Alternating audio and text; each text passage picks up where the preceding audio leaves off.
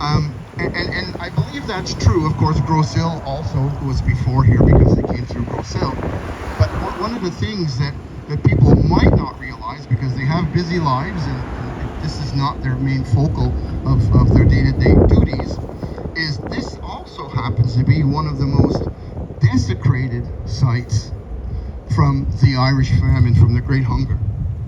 And it's been desecrated almost literally from just past 1847, and it was only in 1859 when the Irish were building the Victoria Bridge, and they had a very tight schedule because it had to be unveiled for Victoria's Jubilee.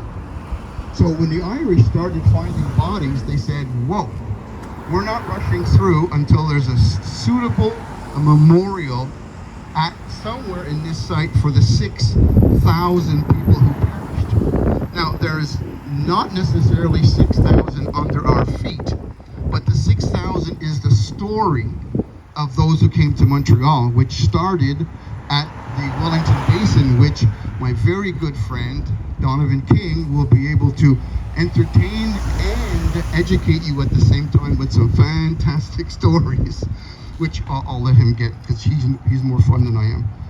But in 1859, they dragged this boulder behind me, which is a stone, not a rock, and they put it up here in 1859 to a fairly decent ceremony, but nothing close to what you'd expect for an occasion as important as that. It was 1859, not long after the actual Great Hunger, so the tragedy was still very vivid in the memories of many, many people, but the ceremony itself did not attract what you would think it would attract. In 1868, which is again not far from 1859, the Ancient Order of Hibernians from New York were down for a visit because it was the Ancient Order of Hibernians in America, in all of North America at that time. There was no Canada. So in 1868, they came for a visit, and all the area that you see here was just mud. There was no buildings, there was no infrastructure, nothing. It was just mud. And what they saw, they brought a bishop to visit, and what they saw was horrifying. The land was overgrown. You could barely see the stone. One of the people remarked, this is a land that has not seen human feet for many, many years. And it was so terrible that the Ancient Order of Hibernians at the time arranged for a complete cleanup. And then they instituted the first Requiem Mass for the 6,000 that are buried in this area. And that was in 1868.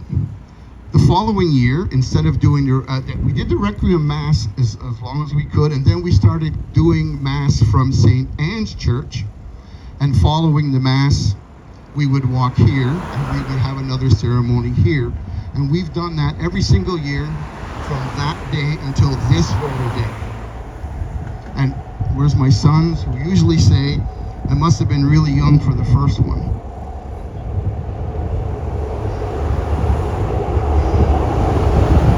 So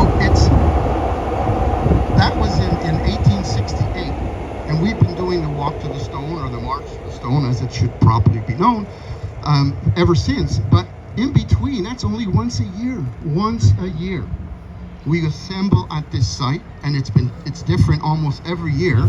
Once a year we assemble, we have a mass, or we have a ceremony like we have today, and then we go about our business. In the meantime, the stone has been stolen. It's been dumped unceremoniously down beside the Lachine Canal. It was, this road didn't exist. That road behind us didn't exist. In 1964, when they wanted to widen the road, they called for a commission of all quote-unquote important Irish people in Montreal. Now, to me, we're all important, but they picked a few of hand-picked ones. And the first suggestion at that meeting was, why don't we just get a bulldozer, bulldoze up this whole thing, move the stone, bulldoze up this whole land area, and any bodies that we find, we'll just dispose of them, and we'll take the rock, stone and we'll put it somewhere. That was it. That was the first suggestion that came out. Even the city of Montreal was horrified that the Irish people, or any Irish person, would make such a suggestion. So they refused. And after more bickering between the Irish than there was between the Irish and the city, they finally agreed to what we're sitting on now, the split decision. So they put the road behind us, which is even further encroaching on the cemetery. And it's been like that ever since. And as you can look around, every year something seems to crop up to further desecrate this area. So coming once a year isn't enough. So we do our best all year, every year, to make sure that this stays in the hearts and minds of the public. And I'll give him to you right now, as a matter of fact. One of the people